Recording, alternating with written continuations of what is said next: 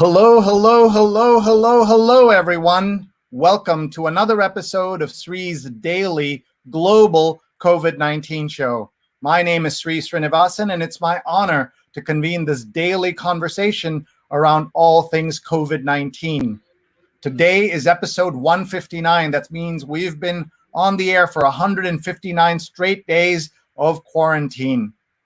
And Sunday nights means positivity night. We try to keep things generally upbeat and positive despite every rotten thing going on. We interview purposeful people who can get us ready for the week. We're always looking for guest ideas. Please email us, sree@sree.net. And today we have an extra special positivity show for you. We're talking positivity with Bob Kendrick. He is the president of the Negro Leagues Baseball Museum, celebrating the 100th anniversary of the founding of the Negro Leagues. Hashtag Negro Leagues 100. And today is the anniversary and the celebration. He's been on TV all day, starting at 5 a.m., and he's ending the day with us on this show. You'll meet Bob in just a couple of minutes. Please tag your friends. Please hit share right now so your friends and family all over the world can join us. Hi, everyone. I'm Sree Sreenivasan. Thanks for being here. I'm the Marshall Loeb Visiting Professor of Digital Innovation at Stony Brook School of Journalism and the founder of Digimentors, our visual, social, virtual events consulting company, and just delighted to have you all with us. Please tell your friends. We're live on Facebook, on Twitter, on YouTube, and on LinkedIn right now. Tag a friend. They can watch now or watch later. We've had a very busy Sunday here. We start every Sunday morning by doing our New York Times read-along, and we met Veronica Chambers, the editor of the narrative projects at the New York Times and co-author of Finish the Fight, about the 100th anniversary of the suffrage movement. And here we are tonight at 9 p.m. Eastern, talking about 100 years of the Negro Leagues and the founding of the Negro Leagues. Please tell your friends so that they can join us. If you're with us here for the first time, let me tell you a little bit about our show. We've been on the air for 150 plus episodes, more than 1 million viewers, 105 million social impressions, 281 guests, 158 women, and guests from 57 cities. Today we make it 58 because we have our first guest live from Kansas City. We are talking to folks from all over the world, and we've had the chief scientist of the WHO with us as well. We're able to do this because we're in partnership with Scroll.in, one of India's biggest news, culture, and analysis websites, but it's also got a big footprint in the US, and it's just launched Scroll Global, so you'll want to check that out. Our producers are Rose Horowitz at Rose Horowitz 31 and Vandana Menon, Vandana_Menon. We're always looking for guests, sponsorships, and collaborators. So please email me, sree@sree.net. We couldn't do this without our sponsors, Muckrack Academy, Fundamentals of Social Media, free certification now available for everyone. Please take a look and sign up. More than 4,000 people have signed up at mrac.co/social, mrac.co/social, free certificate to learn social media. And I learned so much putting this together, and I know you will too.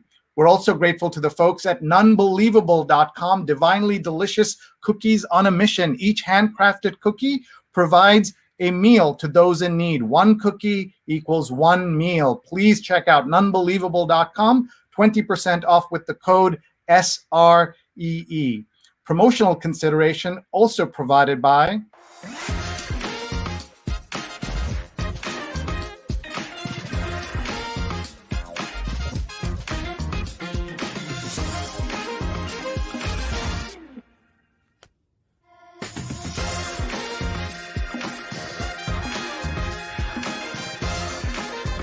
Hotstar Premiere Nights. Watch the year's biggest blockbusters streaming straight to your screen, exclusively on Hotstar.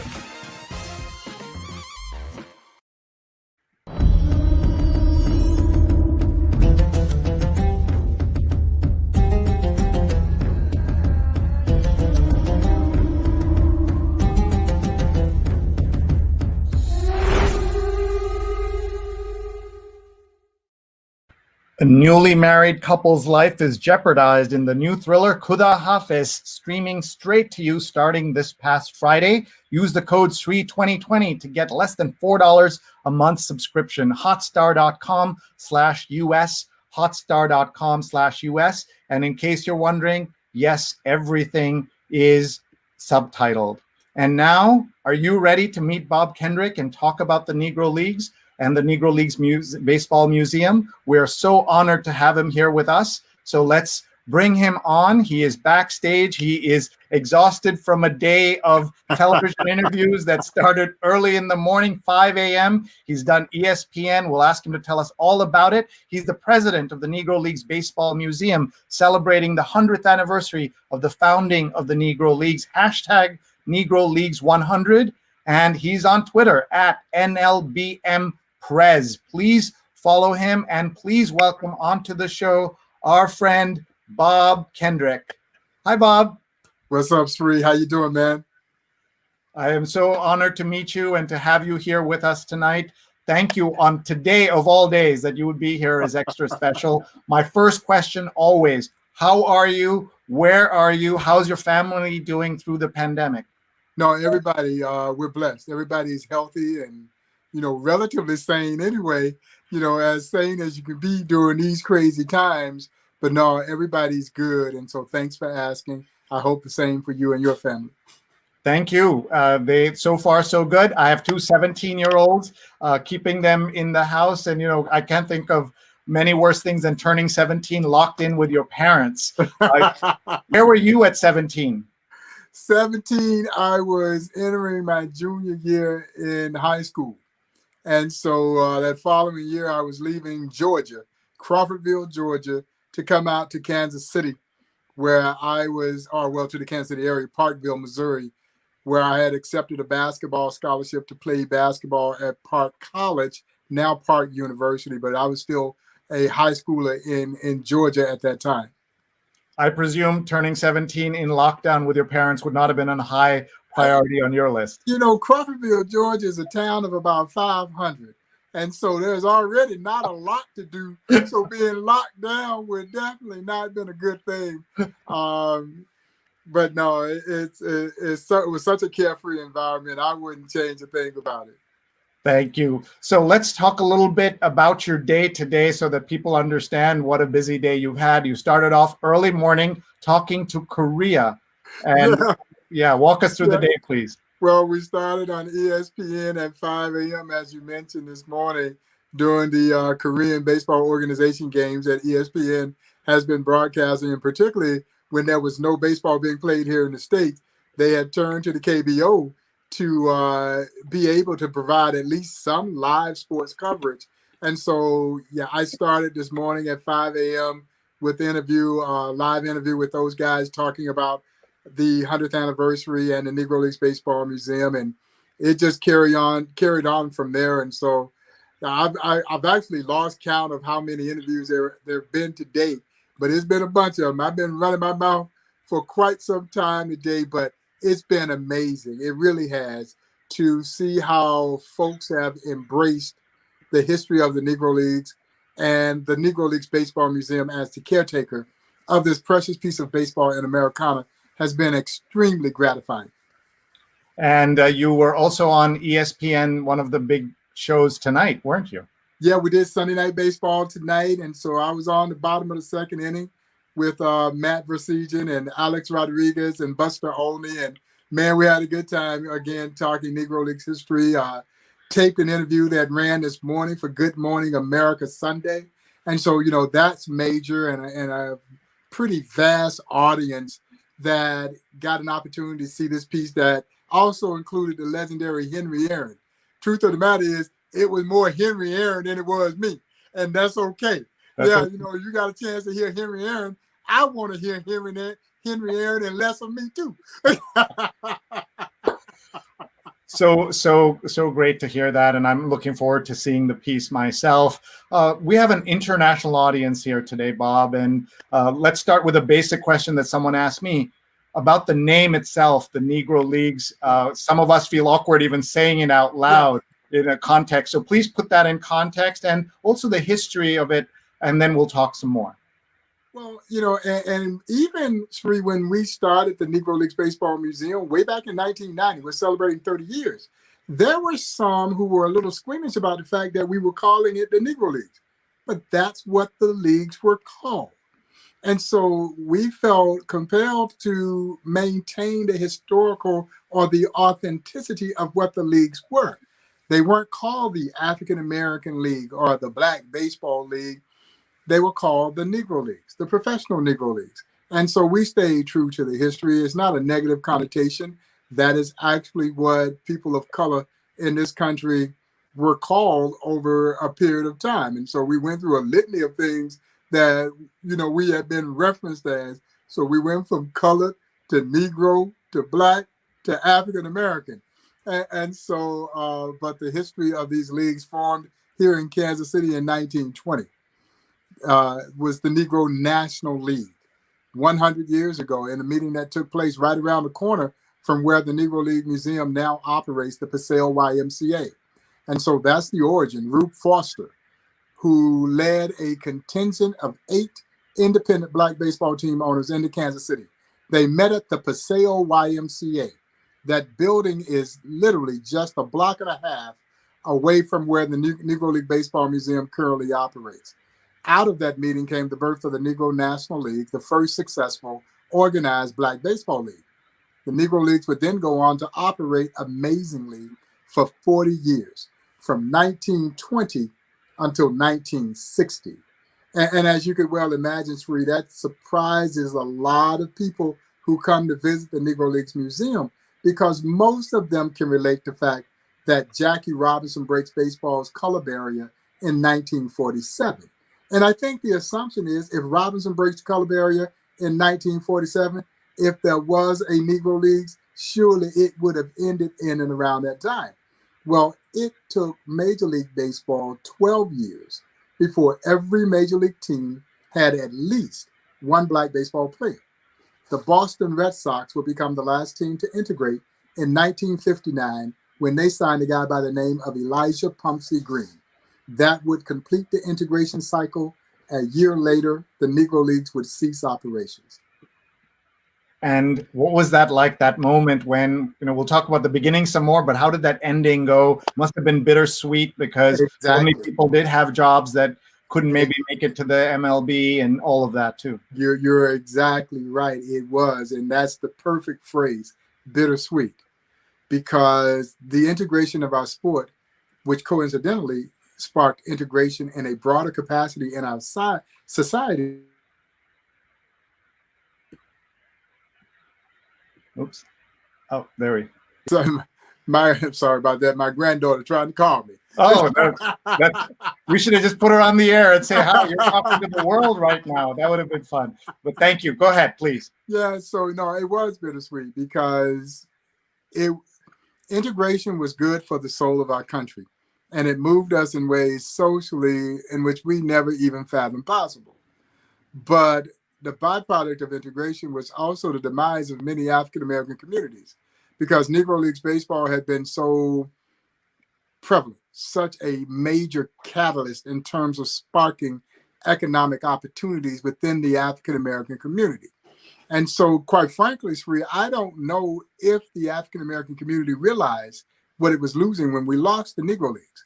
And so, again, it was good morally, it was good socially, but it was devastating economically. And as I tell our guests all the time, there is always a cost for progress, always. Today, it is more technological in nature. But think about this.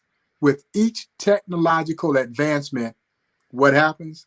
Somebody loses their job. And so with the Negro Leagues, it was such a catalyst that sparked so many successful, as I would call them, segregated, mandated Black-owned businesses. And so the Negro Leagues were bringing them a built-in clientele that led those businesses to their economic heights.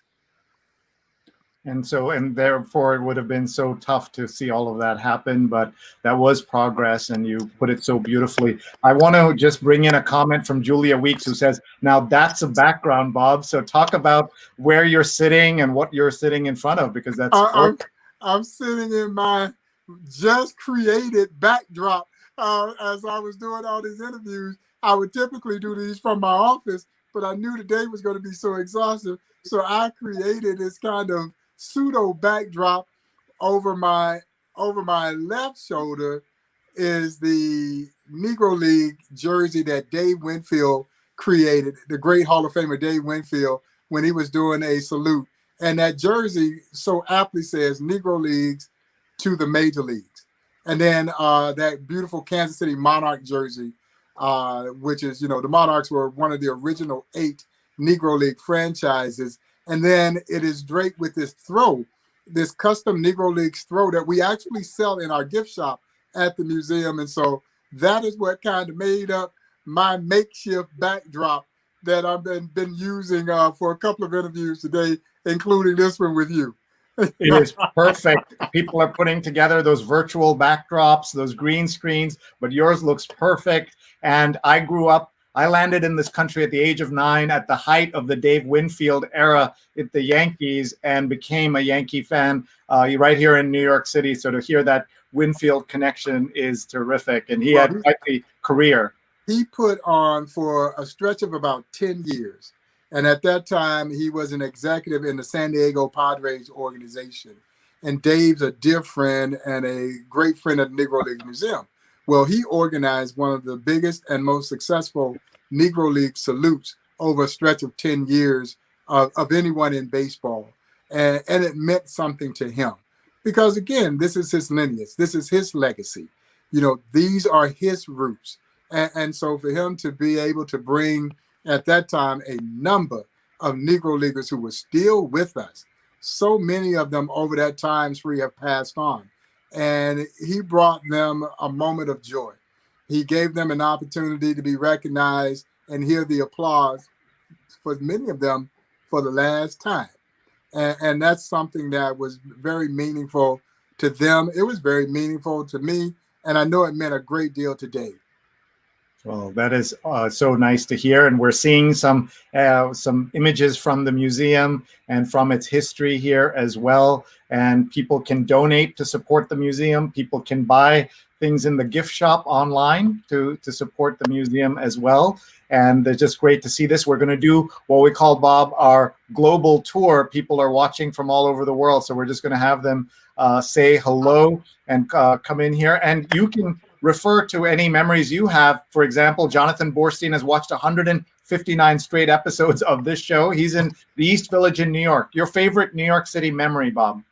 Well, for me, the first time I ever went to New York, and I had a brother that lived there for years, but I'd never gone until Buck O'Neill, the late, great Buck O'Neill, the founder of the Negro Leagues Baseball Museum, and I and a colleague went out to New York to do some ESPN shows, and then we drove over to Bristol, Connecticut to do the entire ESPN junket. And, I'll always remember my travels with Buck O'Neill, and because he loved New York. As he said, New York, so nice they named it twice. Love it. And so New York always meant something to him, and to be there with him and to go back over to Harlem. Because when he was coming to New York playing for the Kansas City Monarchs, that's where they stayed, in Harlem. And to hear him reflect on the fact that they would come to Harlem and they would play at Yankee Stadium, which a lot of people didn't realize that these Negro League teams were filling up Major League ballparks. And so they would stay in Harlem. And Reverend Adam Clayton Powell Sr., Abyssinia Baptist Church, legendary minister, legendary church, would actually preach a baseball sermon. And you've got the Kansas City Monarchs, the Memphis Red Sox, the New York Black Yankees, and the New York Cubans all in attendance at this service. And then after church, they're going over to Yankee Stadium to play a 14 doubleheader. And behind them, 40+ thousand dressed in all regalia to go watch them do their thing, and to hear those memories of what it was like and what Harlem was like when Harlem was Harlem. Now, I know Harlem is returning and it's a high rent district now, But when Harlem was really Harlem, that was at the height of Negro Leagues baseball. And he told me, Sree, that the first time and the only time that he ever rode in a Rolls Royce was with Bill Bojangle Robinson, the great legendary tap dancer who coincidentally once owned the New York Black Yankees. What a story. And this is your job, talking to all these legends and keeping in touch and keeping their legacy alive. That is just awesome. Let's see who else is here. Steve Taylor's watching from Philadelphia. Oh, yeah. Man, there's a lot of Black baseball history there in Philly. Of course, the great Philadelphia Stars. But even before them, Steve, if you're familiar with Darby, Pennsylvania, which is suburban Philly, they tell me, that is where the great Hilldale team, the Hilldale Daisies, and they were part of the Eastern Colored League and started in 1923. And the Hilldale team played in the very first Negro League World Series against our Kansas City Monarchs. And the Monarchs would win that inaugural World Series. But the next year, the Hilldale team did come back and dethrone my Monarchs and won the second Negro League World Series. We never got a chance to settle it to get a third World Series between the two teams, but it was certainly a pretty big rivalry between the Monarchs and the Hilldales. They were out east. Of course, the Monarchs were here in the Midwest, but they had an epic battle in both of those World Series. So great to hear these about these great games. Arlene Schulman's watching from New York City. Rahajan is watching from Long Island. Deborah's watching from North Carolina. Oh, Asheville. Yeah. Well, Asheville was so excited. There was supposed to be a game where Satchel Page was going to come in, and Satchel had his Satchel Page All-Stars, and they're going to play a local team of players from Asheville. And I'm telling you, anytime Satchel Page rode into town, it was big. And I think all of Asheville was ready to come out for this game. And wouldn't you know, Mother Nature came in, it rained cats and dogs, and ended up canceling that game. And I don't think Satchel ever got back to Asheville to ever play a game there. But, it was one of those great disappointments for all those baseball fans who wanted to see Satchel do his thing. And let me tell you, no one did it better than Satchel Page. Now, there may have been some that were as good as Satchel Page, but I can tell you this with no uncertainty, there was no one better than Leroy Satchel Page. I love it. Here is Rachel's watching from Hastings-on-Hudson, and Rajni's watching from Toronto. We know about the baseball tradition nowadays in the Major League Baseball. Toronto obviously has a team. Montreal had a team. Yes. What was the situation with integration? What was the situation with black teams? Were there any up in Canada? I don't know. Well, there actually was. There was a team called the Chatham Stars, and the great Fergie Jenkins, who is Canadian and African-American. His father played for the Chatham team, but the Negro Leagues would take baseball into Canada. And of course, when they went to Canada, they were for the better part welcome. They didn't experience the same kind of racism or the Jim Crow segregation that was so prevalent here in the States. And so you think about Jackie Robinson's first stop on his way to Brooklyn was in Montreal, playing for the Montreal Royals. And Jackie and his beautiful wife, Rachel, spoke glowingly on how the Canadian fans embraced them. They didn't see them as these Black Americans. They just saw a great baseball player who they admired, the tenacity that he demonstrated, and, the great skill level that he brought to the table. And they absolutely adored their time in Canada. But many Negro Leaguers would barnstorm throughout the Canadian provinces. And again, they were welcome there. That is such a different situation than we saw here. Stephen Kaplan's watching from Ramsey, New Jersey. He's on our Digimentors team. He says, so wonderful to be here this evening for this great show. Incredible. Just had photographer Jeffrey Salter on his Spin It Social Hour and highlighted his wonderful photos of Bob Motley, who's the longest living umpire of the Negro Leagues 100 baseball. Sadly, just found out from the son that Bob passed 3 years ago. R.I.P. World War II Purple Heart hero. We lost him in 2017, and I knew him well. I am proud to call him a friend. And he and his wife, Pearline, and Bob was one of the early he was one of the original founders of the Negro Leagues Baseball Museum. He was a founding member of the Negro Leagues Baseball Museum. And as you mentioned, he was the last surviving umpire from the Negro Leagues, and a World War II hero, a Purple Heart recipient, Congressional Gold Medal recipient. He did virtually everything that you can do. And he was a very proud man, as you could well imagine. He is the author, along with his son Byron, of a wonderful book called Ruling Over Monarchs, Giants, and Stars. And it's really the first book that provides a perspective of the Negro Leagues from the umpire's purview. And Bob Motley also holds the distinction of being the only umpire to ever throw Buck O'Neil out of a game in almost 70 years of affiliation with our great game. And it was over in a disputed infield fly call. And apparently Buck said the magic word or the magic words, and Bob rung him up. And that night, Sree, they had to sleep in the same bed together because there weren't enough hotel rooms to go around. And Buck O'Neil, I can almost hear his voice right now. He said when he got in bed, he said, I turned my back to that sucker. But they were lifelong friends. And as I mentioned, Bob joined Buck in helping create the Negro Leagues Baseball Museum. He was a tireless advocate for that museum that was so much a part of who he was. And I miss him dearly. We erected a life-size statue of him at the museum, but he passed away before we could actually get it installed. He knew it was happening, but yeah, he died at age 94 in 2017. And so what an incredible, I mean, we talk about American heroes, and sometimes we throw that around too loosely. Bob Motley was truly an American hero.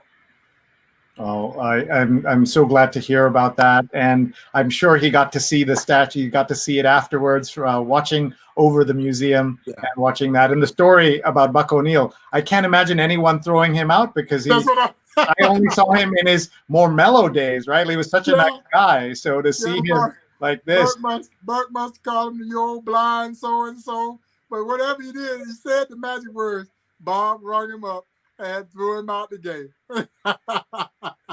Carla Platter is watching from Cape Coral, Florida, and Apollo is watching from Las Vegas. Congrats on the 100th anniversary of the Negro Leagues. What is a Las Vegas story you are allowed to share on public? You know, the only story I got about Vegas is my love of golf. I can't wait to get back to the Paiute out there in Vegas and play that beautiful golf course.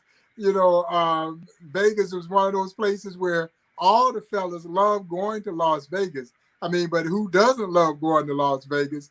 You know, not a lot of Black baseball history there, but again, through their barnstorming, you know, prowess, they were making their way to virtually every corner of this country, taking baseball to fans who really had not seen professional baseball. Because you got to remember, during that era, there were no West Coast teams. The Giants had not gone to San Francisco. The Dodgers were still in Brooklyn. And so the Negro Leagues were the way in which a lot of folks out West got an opportunity to see professional baseball. Thank you. Let's see. Therese says, so wonderful to celebrate the 100th anniversary of the Negro Leagues. And we have several comments coming in here. And Melissa Peterson says, hi from Rochester, here with J. Sam, the stat man, 11, who produces and posts videos with baseball stats and history. Look at that cross-generational connection you're making tonight, Bob. Well, you know, now Rochester, Buck O'Neil's brother Warren lived and died in Rochester, and Warren played a little bit in the Negro Leagues. He didn't have an extensive career like his brother Buck did. But one of my favorite Rochester stories involves the legendary Satchel Page. And so this is 1957. And if you believe that Satchel was born in 1906, which I absolutely do not, but for the sake of this story, if you believe he was born in 1906, most believe Satchel was at least 10 years older than what he claimed to be. He is believed to be 51 years old at this time. And Bill Veeck had brought him back to play for the Miami Marlins, the AAA team. And they're in Rochester to play the Rochester team. And at that time, the Rochester team had a promotion. They had a knothole in the outfield wall. And so they had a promotion that basically said, if any batter could hit a ball on the fly through that knothole, you could win $100,000. Well, $100,000 is a lot of money now, but in 1957, that's a whole lot of money. And it was virtually impossible. They weren't exactly trying to give that money away. Well, Whitey Herzog was on that Miami Marlins team with Satchel. And Mr. Herzog says he's out in the outfield jogging one day when he decides to take a baseball to see if the ball would actually fit through that knothole. Well, there's just enough circumference to squeeze that ball through the knothole. He goes and gets Satchel. He says, Satchel, you always bragging about how great your control is and how you can throw a baseball over a chewing gum wrapper. Honest to God's truth. The catcher would sit the foil chewing gum wrapper on top of home plate. And wherever he moved that chewing gum wrapper, Satchel right over the top of that chewing gum wrapper. His control was absolutely impeccable. And so he says, you brag all the time about how you could throw a baseball over that chewing gum wrapper. I bet you a bottle of Granddad bourbon that you can't throw a baseball through this knothole. Now, Satchel Sree had a nickname for everybody. His nickname for Herzog was Wild Child. He says, Wild Child, will the ball fit? And so Whitey shows him, yeah, there's just enough room to get that ball through the hole. Satchel says, Wild Child, I'll take that bet. And so the next day, Mr. Herzog says he goes out to the outfield. He steps off 60 feet 6 inches. He puts down the pitching rubber. He's going to give the old man 3 tries to throw that ball through that knothole. He says Satchel takes the baseball like a hunter is looking through the telescope of his rifle, and he measures. And he says the first pitch goes in the hole, but spins back out. He says he's in absolute disbelief. He says the very next pitch, right through the hole. Satchel reaches down, picks up the bottle of bourbon, and says, Wild Child, I'll take that, and saunters on off into the sunset. Amazing stories that we're hearing.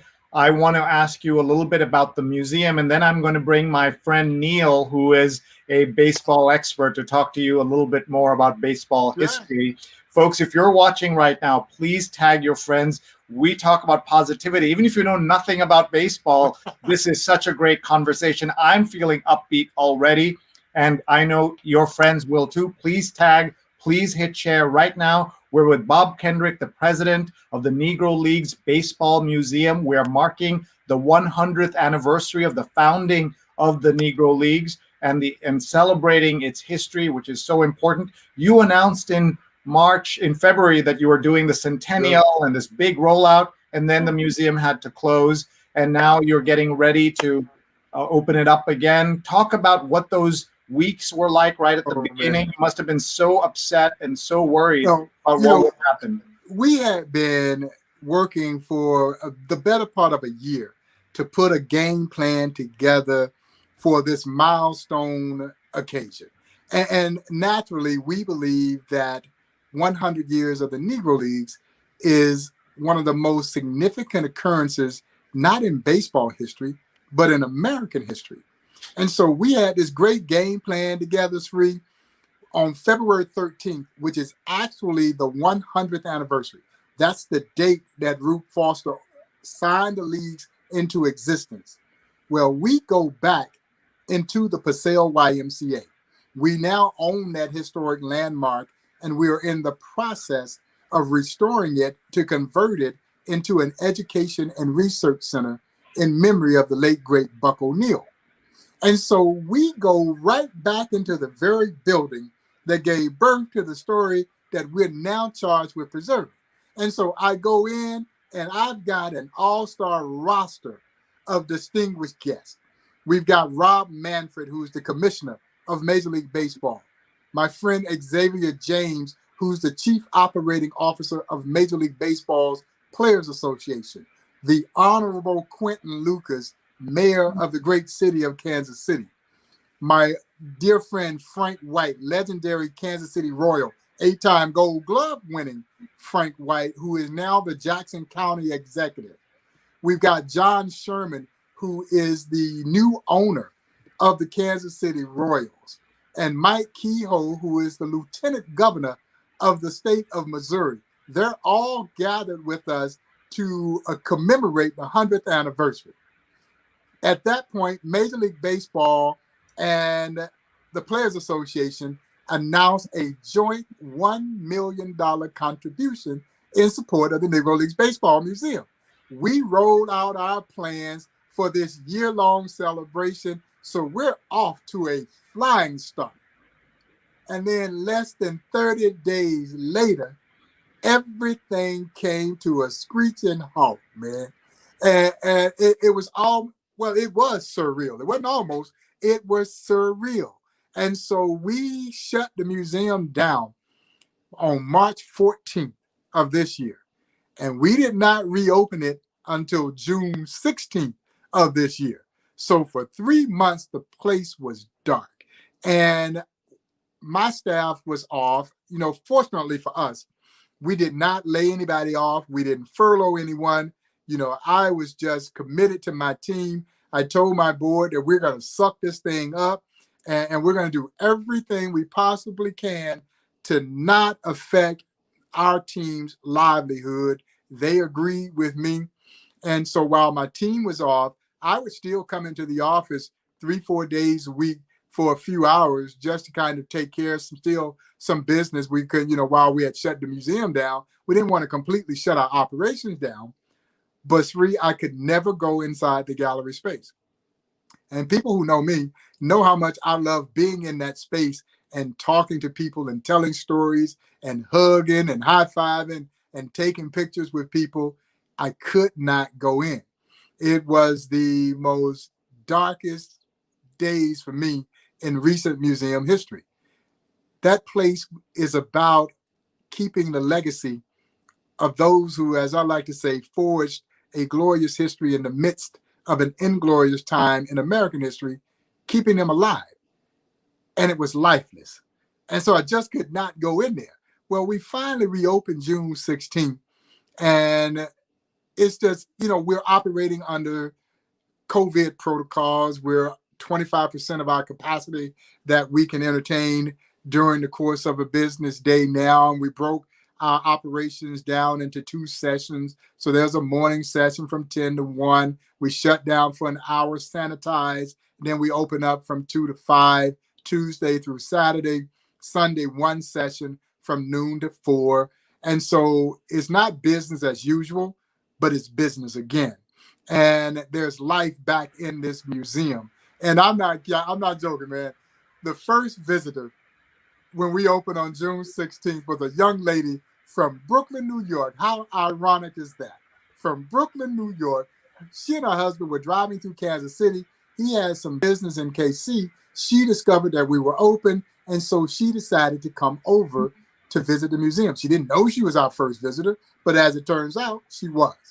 And I'm not lying, man. When she walked in the door, it was like a publisher's clearinghouse moment for me. I wanted the confetti to be released, the balloons to be released, everything except for check. Now, I didn't have a check for her, but I was I was so excited to see her because it signaled life. And when we think about the Negro Leagues, though, and while so many of our plans were derailed by this coronavirus pandemic that has hurt, you know, so much of things that are going on in our country. This story, though, is about resiliency. That's what it's about. And so the museum had to take on the spirit of the Negro Leagues. You know, you cannot be a steward of this story and wallow in self-pity. You can't do it. You're doing a disservice to those who overcame tremendous adversity. And I think that's the spirit that we embody. And to use a bad baseball analogy, coronavirus was that big, nasty right-hander who threw one high and tight and knocked us down. But now you got to get back up, you got to dust yourself off, get back in the batter's box, and try to figure out how you gonna hit this sucker. And that's what we've been doing. You know, we've been finding a way. You make a way when there's seemingly no way. But that was the Negro Leagues. And so we've been able to turn our fortunes around.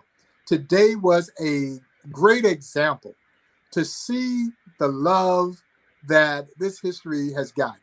I mean, the players from the Negro Leagues never would have dreamt a day like today, where virtually every place you turn in America, somebody's talking about the history of the Negro Leagues.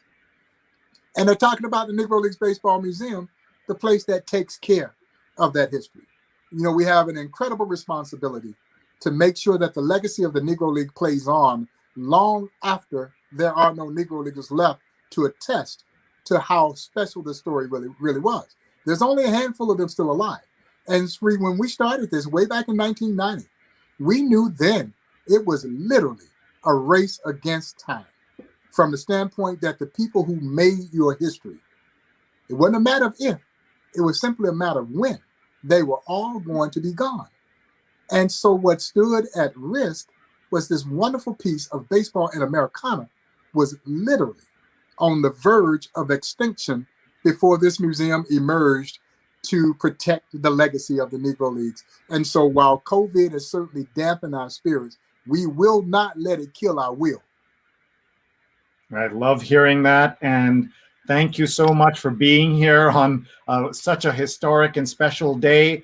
Before I bring in our friend Neil, I just want you to see this tweet from our friend Adnan Verk of MLB Network. He says, two of my favorites, Sree and Bob Kendrick, in the same shot. And he retweeted that and he sent that out to his 100,000 followers.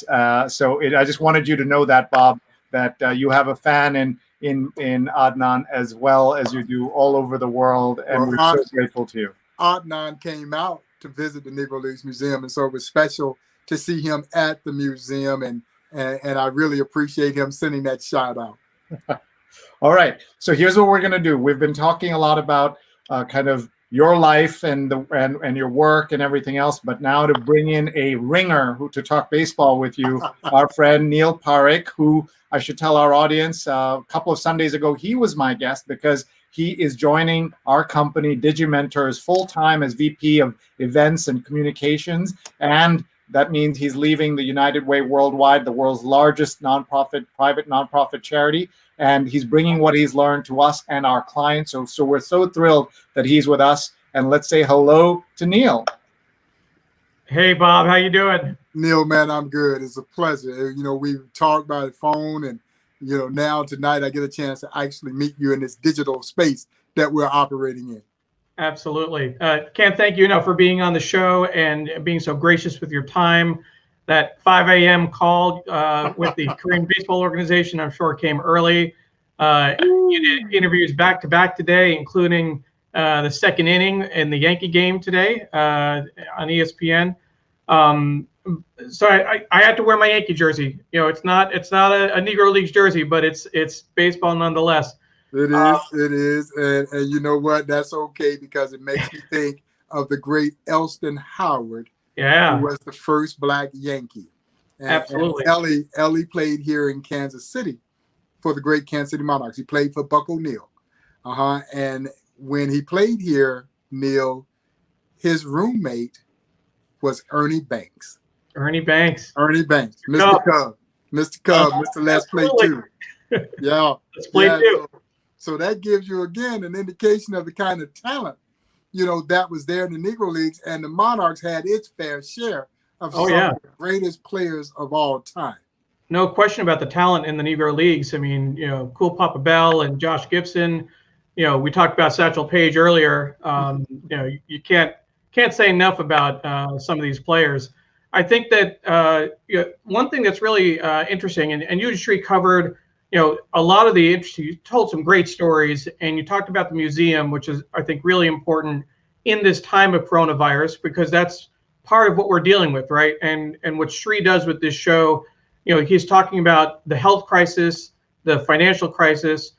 We're also talking about the racial justice crisis here in America. And I'd like to ask you, what, in terms of the salute to the Negro Leagues, obviously the plans were in place in February, well before this summer, well before all of the horrific, violence and the murders in the summer. How did that whole shift in the dialogue impact the work that you're doing? What was did that change the way that either the MLB or other players or other corporate partners responded in terms of the Black Lives Matter movement?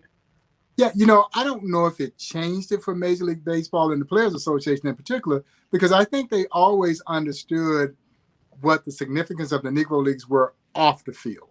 We focus on this tremendous talent that would step on the field on any given day, but they understood. But what we've seen, however, is a lot of others who may not have necessarily grasped the fact that the Negro Leagues Museum is a social justice museum.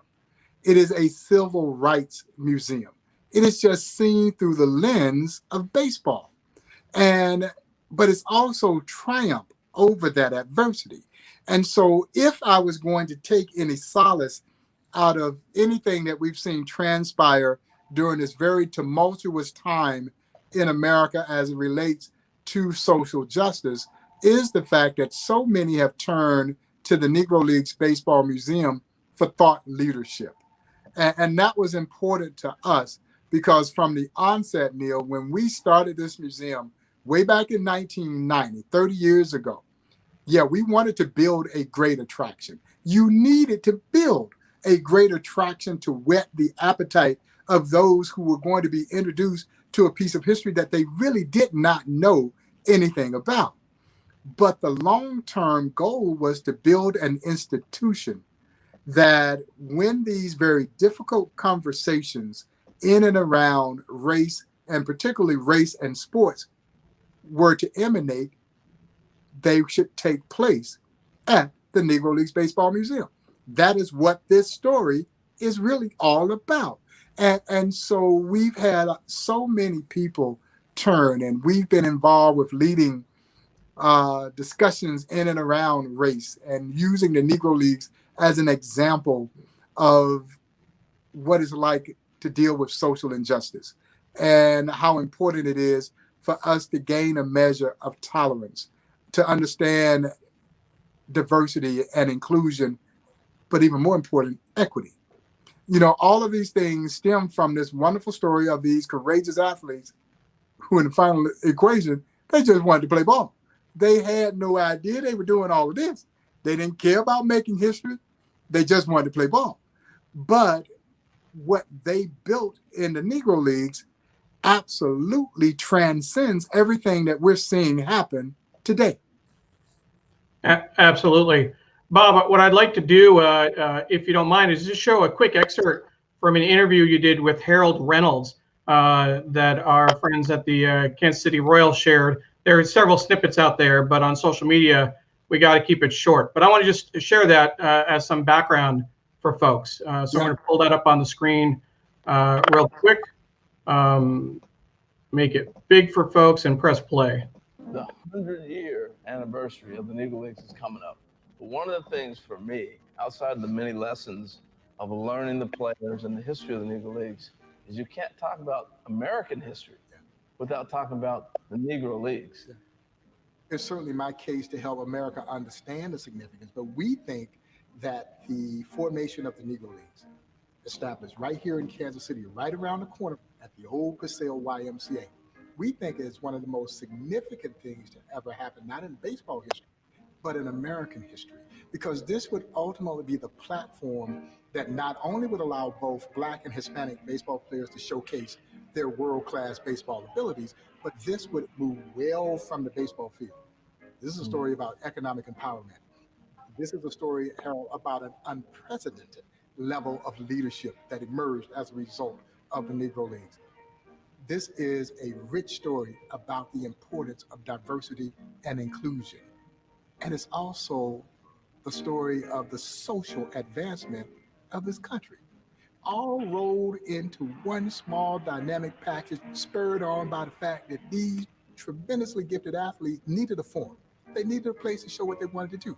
Did they know they were making all this history and doing all these things? No, they didn't care about that. They just wanted to play ball. That's what makes this 100th anniversary so special. We now get to hopefully have this national platform to help people understand what the real legacy of the Negro Leagues is, cheering the power of the human spirit to persevere and prevail.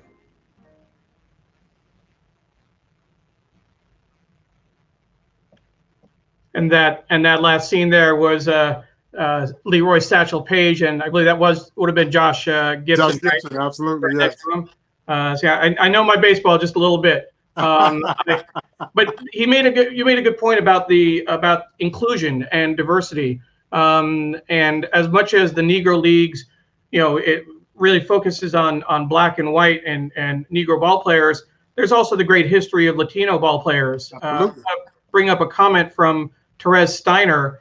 She's asking if you can talk about the great Latino players who got their start through Alex Pompez, owner of the New York Cubans and an early executive in the Negro Leagues. Yeah, and there were, and Alex Pompez has his stamp on the Negro Leagues. He has his stamp on Major League Baseball because he created a pipeline of guys that he brought into the Major Leagues. But when we start talking about guys like the great Manny Minoso and others like that, that's Alex Pompez, and he is rightfully in the National Baseball Hall of Fame.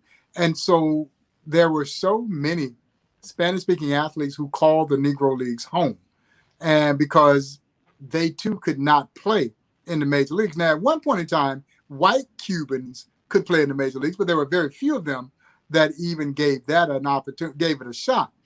But if you were of any dark skin descent, you couldn't play in the Major Leagues. So they found sanctuary playing in the Negro Leagues. And then the flip side of that was when these players from the Negro Leagues went to those Spanish-speaking countries, they were treated like heroes. First and foremost, they were oftentimes the first Americans to go play baseball in those countries, and they were welcomed with open arms. They stayed in the finest hotels those countries had to offer. They ate in the finest restaurants that those countries had to offer. My friend Monty Irvin, Hall of Fame player Monty Irvin, says that the first time that he goes to Mexico to play, he said he never felt more freer in his entire life. He felt like he could be his natural born self. He could go anywhere he wanted to. He could eat anywhere he wanted to. And that year, Monty Irvin won the Triple Crown. So, he was feeling real free. And so, but, it's the irony of that, Neil, is that these players would have to leave home to feel like they were at home because they were just treated in such a, just such a harsh manner in this country. Absolutely. I think the other thing that looking at kind of the modern day game, we had Claire Smith, who is a sports writer, works with ESPN, worked the games actually this evening. Otherwise, she would have been on the show with us tonight. She was our guest on our Sunday morning show, the New York Times Read Along. I had the incredible honor of interviewing her that day. We talked about you on the show, and we started tweeting a little bit after that. But she talked about her experience as a Black woman covering baseball in the 80s. And I have to say, again, she was talking about the Yankees in the 80s and throwing out names like Oscar Gamble and Mickey Rivers, Willie Randolph, my favorite. I played second base in Little League, and I did the shovel pass like Randolph to shortstop every time. But she talked about how black ball players looked out for her. They made sure that, in case there are any issues, they had her back. Yeah. And there was a concern in terms of the number. I think the numbers were as high as maybe 18% at the time. I might be off. In terms of black ball players in the 80s, down to what it is today in the single digits. And there are efforts by Major League Baseball, the RBI program, for example, reviving baseball in the inner cities, and other efforts. How does that dynamic play out? What do you make of that in terms of the history you're trying to preserve and the future of baseball, and the question of whether or not Black Americans or the Black community, are they taking to baseball in 2020? Yeah. Well, we still got some work to do to completely, I think, reinvigorate the interest within the African American community. And I think the museum plays a great role in doing just that. Once upon a time, this was our sport. Black folks supported baseball. They went to games. They played games. And truth of the matter is, they played virtually everything. But if you really were going to make an effort, you were playing baseball. Everybody played baseball. And at some point, there did become this detachment between the Black community and baseball after the integration of this game. And so, yeah, we're working hard to renew that connection. Major League Baseball's Players Association, they understand that there's a void to be filled. And they are working in earnest to, number one, take away the economic gap that has priced a lot of kids out of this sport. It has gone from being, when I was a kid, basically a blue-collar game. You played this game on the sandlots, to now becoming a country club sport where you're paying these exorbitant league fees and travel teams and all that, uniforms and shoes and everything that goes along with that, the specialization with the needs of pitching coaches and hitting coaches. And so most kids in the urban community, they cannot afford that. That should not be the reason, though, that they can't play this game. And so we have to bridge that economic gap.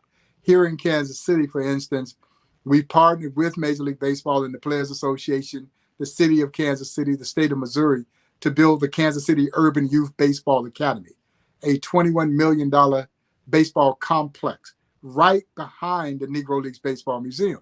So, Neil, now as we are introducing urban kids to our sport, we also have an opportunity for them to see their legacy in this sport.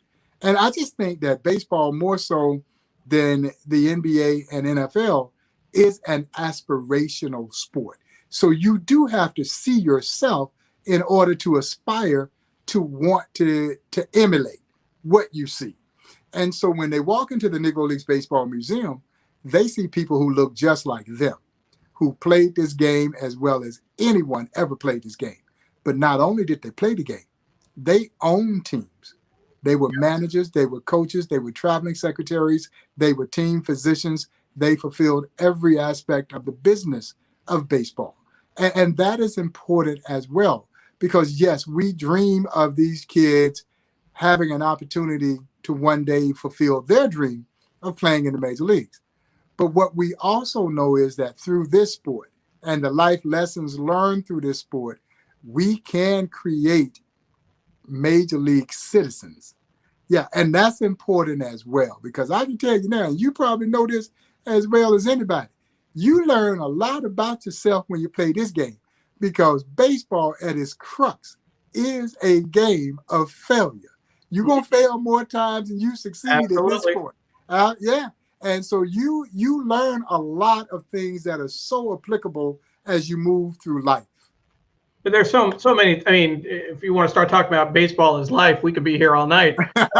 I mean, everything from failing 7 out of 10 times and still being considered a great hitter to hitting a home run and running around the bases like it's nobody's business. Like you've done it before, you'll do it again.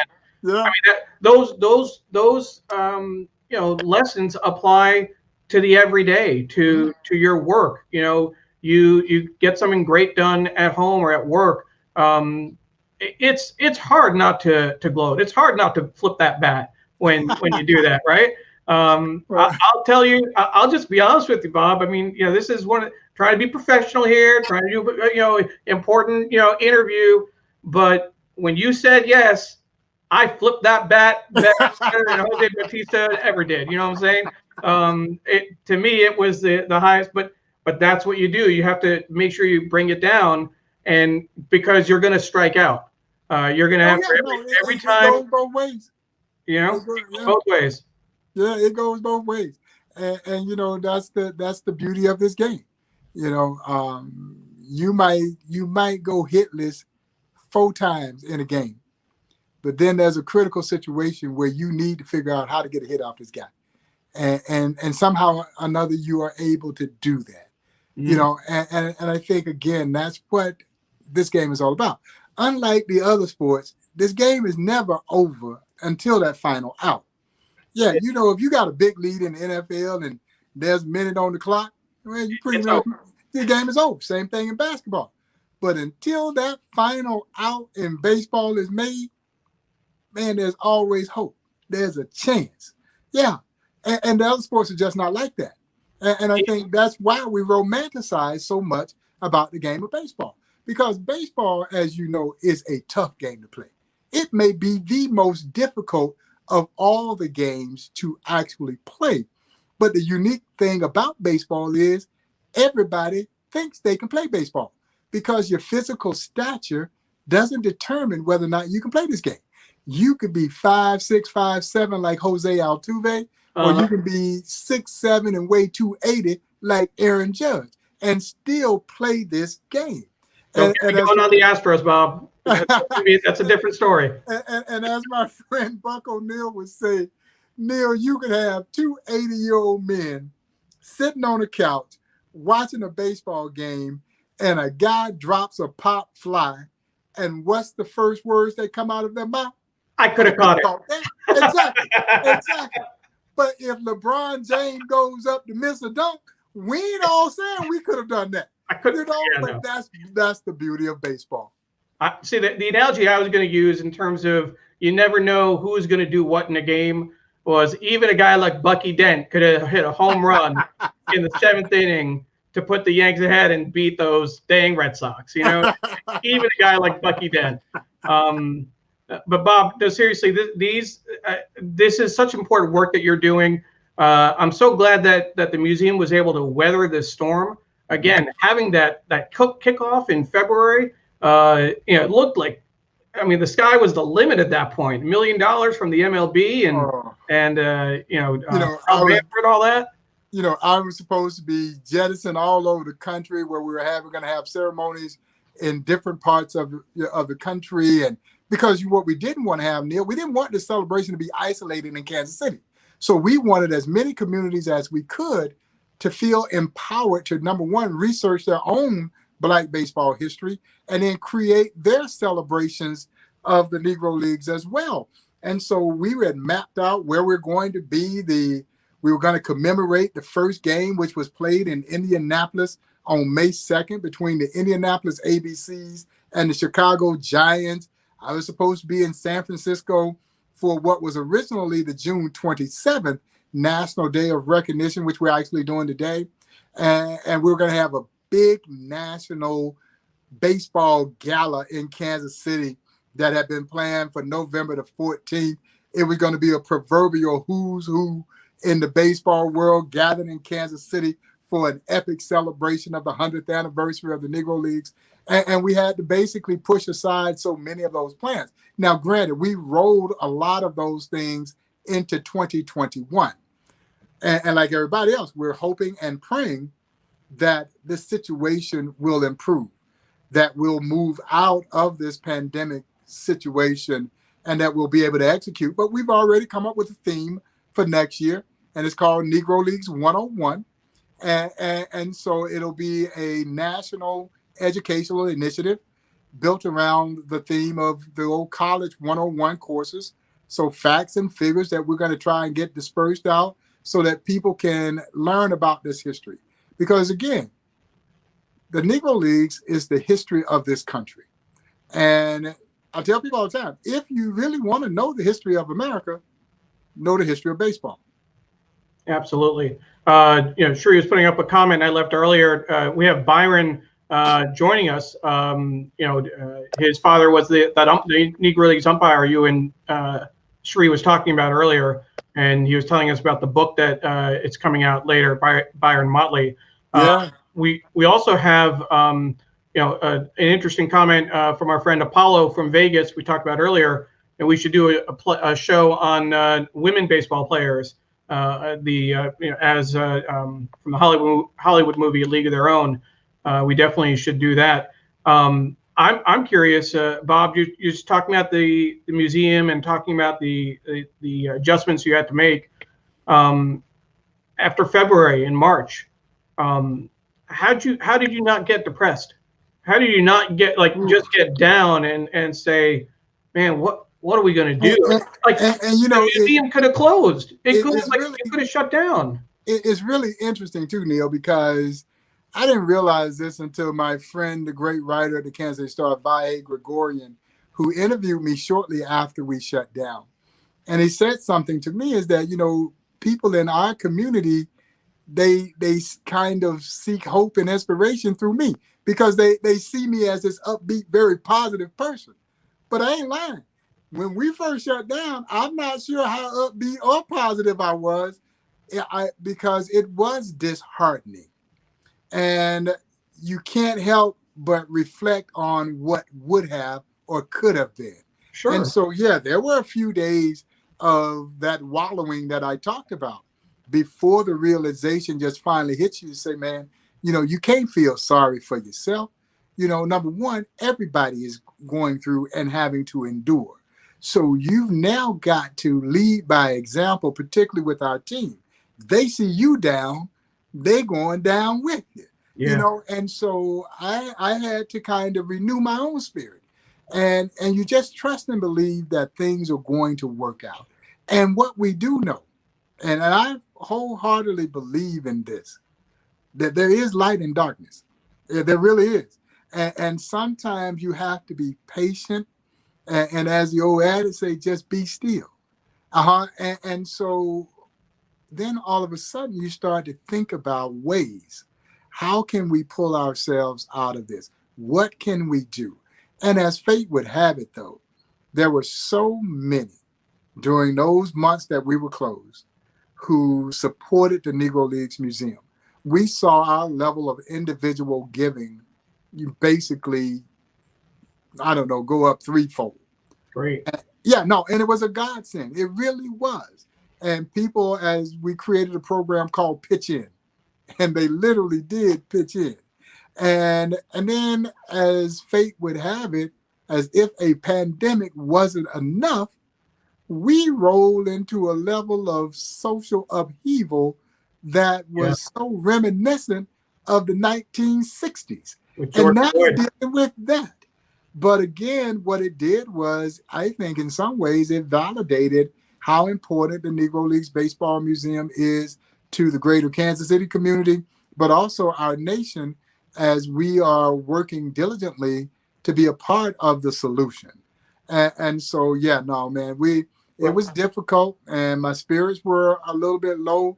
And then, I think we all, mental health is one, particularly in the African-American community, is still somewhat treated as taboo. And we've got to realize that mental health is no different than physical health. We need to get help when we need help. And I think mentally and emotionally, coronavirus is going to leave something for us that we're going to have to deal with. And that emotional and mental aspect of what this virus has done is as equally devastating as the physical ramifications of this virus. And so, but for me, the saving grace was they opened the golf courses back up here in Kansas City pretty early. So now I would pick the game that drives me absolutely nuts as the game that was there to keep me sane. Sure. Well, we'll bring Sree on in a moment, but that's where we're delivering the positivity for our audience right there.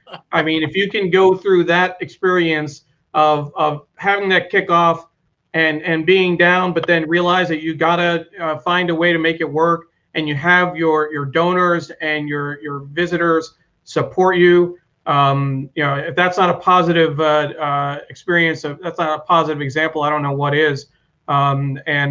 Just sharing the stories, sharing the experience of the Negro Leagues, creating a future, creating a vision for youth, something to look up to. Can't thank you enough for joining us this evening, Bob. This is absolutely right on target. Sree? Yeah, no, man, it was a pleasure. Thank you guys for having me.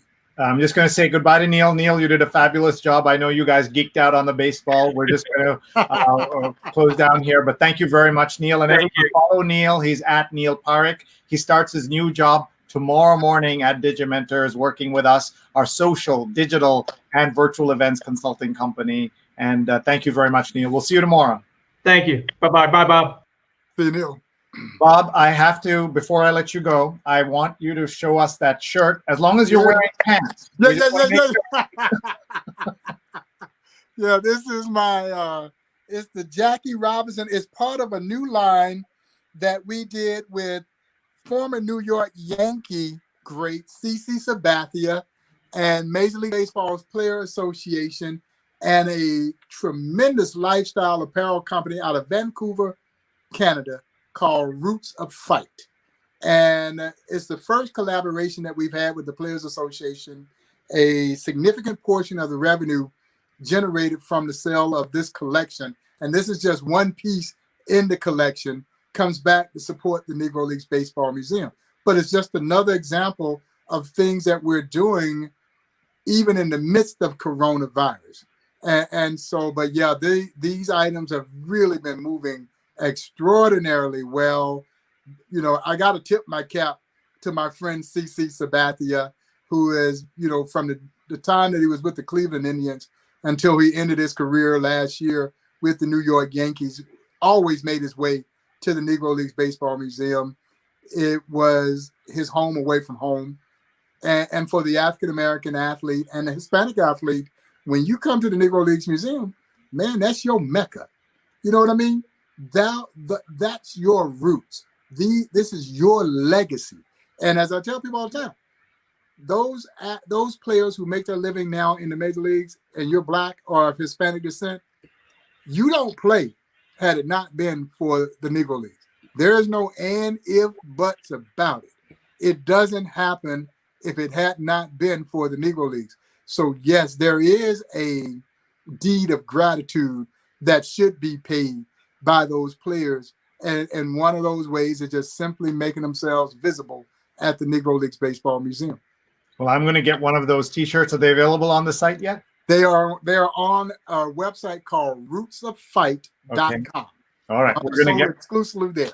All right, we're going to get that. I'm just looking at your National Advisory Board. I can't imagine what these meetings are like. Lou Brock, Ken Burns, Karen Daniel, Danny Glover, General Colin Powell. This is your advisory board, and Branch Rickey Jr. Just talk for a minute about his father, I guess. It would have been his great grandfather. His great grandfather. Great grandfather. Wow. So yeah. So please talk about his great grandfather, Branch Rickey, is the guy who made the bold move to sign Jackie Robinson. And I say that because there have been other owners who wanted to make the move before Rickey did. But Sree, they knew they were going to be ostracized. And at some point you just say, is it worth what I'm going to have to deal with to try and make this move? Well, Rickey, whatever his motivations might have been, and that's all debatable, he made what was a tremendously bold move. And the other man who doesn't get nearly enough love in this equation was then Commissioner Al Happy Chandler. Happy Chandler was a white Southerner from Louisville, Kentucky. And there is no question in my mind that he and Branch Rickey orchestrated the move to go sign Jackie Robinson. Because what Rickey knew was that the commissioner had the autonomy to overturn the owner's vote. Now, the question was, would he exercise it? And I have to believe that Branch Rickey and Happy Chandler had an agreement already in place that said if the owners voted against this, he would exercise his authority to overturn the vote. He did just that because the owners did vote against it. And Chandler overturned the owners' vote. Robinson plays. The rest is history. Amazing. Here are some great comments, and we'll let you go. Daryl says, bucket list, life list, visit your museum, Bob Kendrick. And we also had a question from Arlene Shulman, who's a sports writer in New York. She said, are there any living Negro Leagues players in the New York City area? There are a couple. Pedro Sierra, who lives in New Jersey, and Jim Robinson. If you've seen the most recent Toyota Highlander commercial, it stars a 90-year-old Jim Robinson, who was a member of the Kansas City Monarchs. It is so beautifully shot. It is a tribute to the 100th anniversary of the Negro Leagues. I'm so happy for him at 90 years old to see himself as a TV star. But those are the only two guys that I'm aware of that's living in New York. Every now and then, a guy will surface that we don't or didn't know have record of that even existed. And that does happen from time to time. But Pedro Sierra is in New Jersey and Jim Robinson is there in New York. All right. After you go off the air, I'm going to play that video so everybody can see it. We have some great comments coming here. Rajan says, one very geeky thing for which I'm glad is that the Negro Leagues Baseball is even acknowledged in science fiction on the series Star Trek Deep Space Nine. Commander Benjamin Sisko, played by Avery Brooks, wore a Homestead Grays episode. The Grays were in existence from about 1912 and had amongst its alumni Josh Gibson, James Cool Papa Bell, Buck Leonard, and Oscar Charleston. So, they had some great teams. They had some great teams, and they were one of the rare Negro League teams that had two homes. Homestead is a little mining town outside of Pittsburgh, and then they left there and made their home in D.C.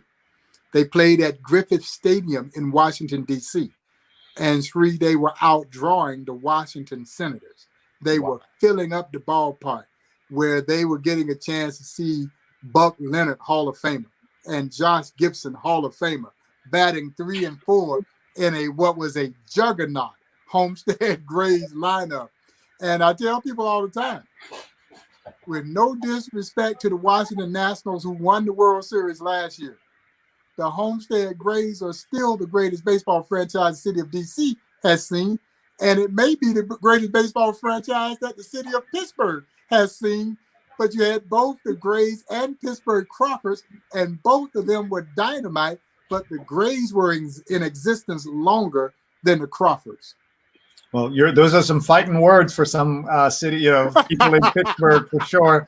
Therese says, great conversation, such a positive way to start the week and enjoy the rest of the baseball season. Thanks, Bob, Sree, and Neil. Stefan says, I'm buying a shirt to support the Negro Leagues Baseball Museum to support. Will you? Let's keep it alive and thriving. Bless your heart, Bob. And he's putting a link right there. By the way, Kevin Nagandi of ESPN just retweeted us. So this has gone out to so many more people as a result. And Joe says, I recently ordered a jacket from the league. I'm hoping to get it soon. Thanks for sharing. Jonathan says, another home run. Thank you for a great program. Please share the website to buy the T-shirt. So do you want to just, let's talk your site and the other site. Yeah, you can go. We have a gift store online at nlbm.com.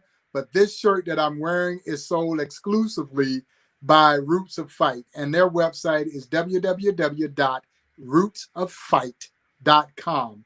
And man, they've done a tremendous job of taking iconic, primarily African-American sports figures and creating this amazing lifestyle apparel. And this collection that's been done for the Negro Leagues is amazing. And so I think you'll enjoy that. But we also have an array of stuff at nlbm.com as well. Excellent. Arlene says, great conversation. Rahajan says, I found this entire conversation invigorating. Thank you so much. And Neil says, what an honor and privilege to be able to be part of this interview with Bob Kendrick. Thank you. Bob has been on the air for 17 hours, more or less, including ESPN at 5 a.m., the Yankees-Red Sox game. And here he is. He spent an hour and 20 minutes plus, because we had some tech prep and our own adventures with technology. But you knocked it out of the park, sir. Thank you so much. Grand slam home run, as they say. We are so grateful. You have a friend in us. If we can ever do anything for you, please get in touch. I know Neil and you have a direct hotline now, and we're here for you. And we look forward to hosting you when you come to New York and everything's okay. We'll host a party so that we can tell more people in New York about the great Negro Leagues Baseball Museum in Kansas City.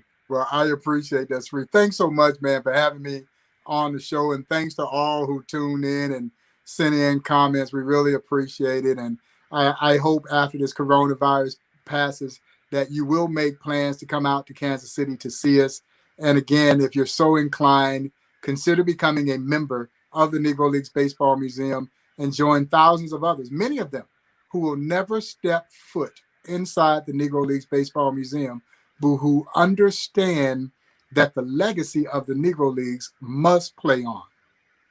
And we'll do that as well. So everyone, you can buy a shirt, a jacket, all of that good stuff at the apparel store. You can also go ahead and get that as well at the at rootsoffight.com. And there you see that on the web. And you can also become a member of the Negro Leagues Baseball Museum in Kansas City. I'm so grateful to our friend Bob Kendrick for being here. And before we go, one of the things we do on this show, we ask Kimberly Crenshaw, the professor at Columbia University, what should we do to be allies in this racial justice fight of for African Americans? And she said very simply, say their names, and said that will be the most useful thing we can do. So we're going to do that as we do on every show. I'm now going to say their names. And I want to say to Bob, thank you. I'm sure he got a call from his granddaughter who waited for an hour and a half. I can hear him in the back. There he is. Bob, thank you. I'm going to let you go. And thank you so much for everything, Bob. And we'll talk to you soon. And that was Bob Kendrick, the president of the Negro Leagues Baseball Museum. And now we're going to say their names as we do on this show every single night. And we use this image, these two sets of images from Time magazine. On the left, you see a painting by Titus Kaffer of a young mother with her child taken away. You see the blue glove for the pandemic. And on the right, you see a young Larcinia Floyd with a young George Floyd. She would die 2 years almost to the day that he would be killed in Minneapolis. And they're both buried next to each other in Houston. And now we will say their names. This is the list that we use. This is the list that was on the cover of Time magazine. The names are Trayvon Martin, Yvette Smith, Eric Garner, Michael Brown, Laquan McDonald, Tanisha Anderson, Akai Gurley, Tamir Rice, Jerame Reed, Natasha McKenna, Eric Harris, Walter Scott, Freddie Gray. Many of those names you've heard, but my question to you, how many of these names do you know? Do you know all these names? Everyone has a story. William Chapman, Sandra Bland, Darius Stewart, Samuel Dubose, Janet Wilson, Kalen Rockmore, Alton Sterling, Philando Castile, Joseph Mann, Terrence Crutcher, Chad Robertson, Jordan Edwards, Aaron Bailey, Stephon Clark, Danny Ray Thomas, Antoine Rose, Botham Jean, Tatiana Jefferson, Michael Dean, Ahmaud Arbery, Breonna Taylor, and George Floyd. Of course, those are not all the names. Those are just some of the names. And on some episodes, we read names from the Say Her Name report. Thank you so much for being here. Before we go, I want to tell you about all the shows that we have on tap for this week. Of course, tonight we started with Bob Kendrick talking about positivity, and I'm feeling very upbeat, even though we were talking about so many difficult things. Tomorrow at 9 p.m. Eastern. We are with Vanessa Zami, the Side Hustlers coach, talking about doing side hustles and how hard it is and how you can get it done. That's on Monday night. Tuesday, we have a show that's earlier in the day at noon Eastern. Meet Gender Avenger, a community that ensures women are represented in the public dialogue. Take the Gender Avenger No Manels pledge at genderavenger.com. We'll meet Gina Glantz and Amber Coleman Mortley. That is going to be a great show on Tuesday at noon. And then on Wednesday at 8:30 p.m. Eastern, ahead of the DNC primetime speeches, we will meet the Hidden Genius Project. Brandon Nicholson and Kayla Mason will be here. It trains and mentors Black male youth in technology creation, entrepreneurship, and leadership skills to transform their lives and communities. Please check out hiddengeniusproject.org.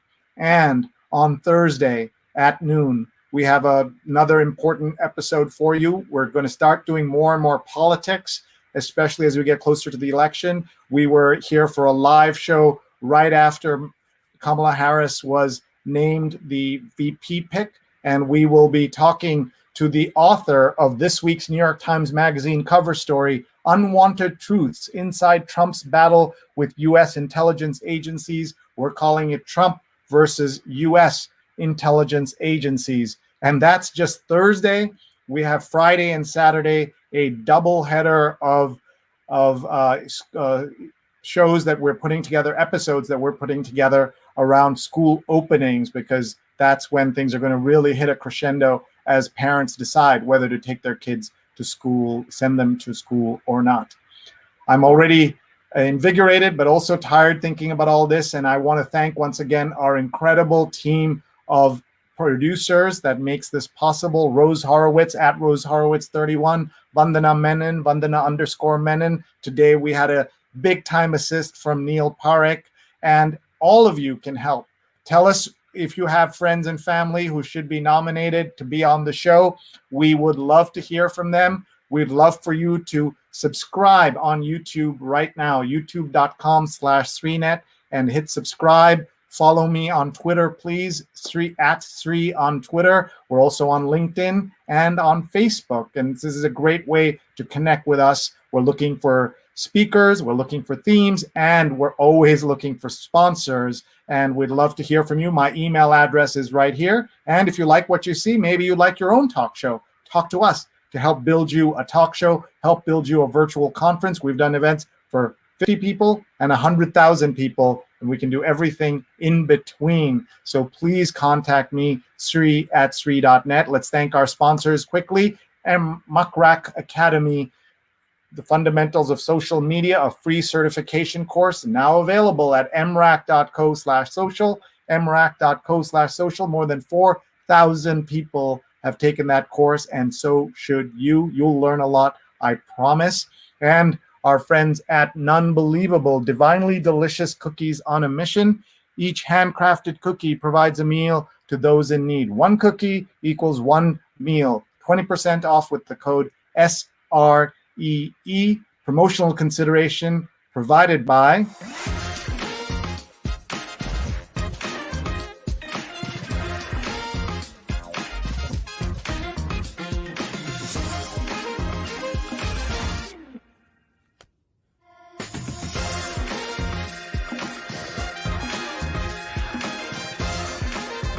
Hotstar Premiere Nights. Watch the year's biggest blockbusters streaming straight to your screen, exclusively on Hotstar.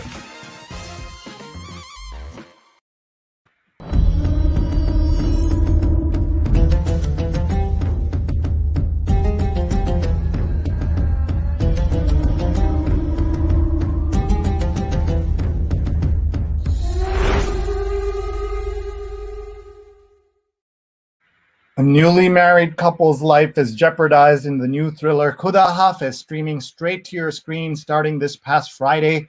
Use the code SREE2020 to get less than $4 for a subscription at hotstar.com/US, hotstar.com/US. And yes, everything is subtitled at hotstar.com.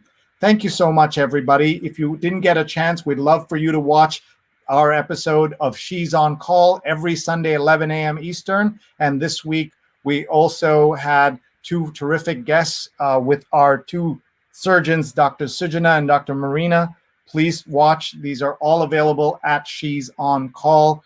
And we want you to join us and check out as they talk about so many interesting and important developments. We also want to tell you that tomorrow, when we meet Vanessa Zami, we'll also meet the folks who are putting together this very important fundraiser for Lebanon. Hamid Sino and Farah Siraj will join us at the very end of our conversation tomorrow, promoting their Wednesday 11 a.m. show that's raising money for Lebanon's Migrant Cultural Center and anti-racism movement. And this is something you may not be aware of. We talk about racial inequality in America, but racial inequality in the middle of the biggest crisis that Beirut has seen in decades, that Lebanon has seen in decades. We'll be talking about that. And finally, please make sure you get your tickets for nonprofits and social media, How to Cope When the World is on Fire, a terrific set of tips you'll get from world leaders in social media. You can see their names there: Beatrice Fry from UN Peacekeeping, Tik Milan, formerly of GLAD, and Dante Licona of the International Federation of Red Cross and Red Crescent. So you will enjoy that and you will learn a lot. Please sign up for that. And one last plug to tell you how our day started. We started in the morning at 8:30 a.m., executive produced by Neil Parrik, with our other producers, Steve Taylor, Paula Kiger, Julia Weeks, Carla Baranakis. We had the New York Times read along every single Sunday, 8:30 to 10:15 a.m. Please join us. And this week we had Veronica Chambers, editor of narrative projects at the New York Times and co-author of Finish the Fight, about the women's suffrage movement, celebrating its 100 years. The 19th Amendment is today. And you can find that on my archives, youtube.com/SreeNet. Please go in there, find the shows, give us feedback, and please support us and collaborate with us. Sree at Sree.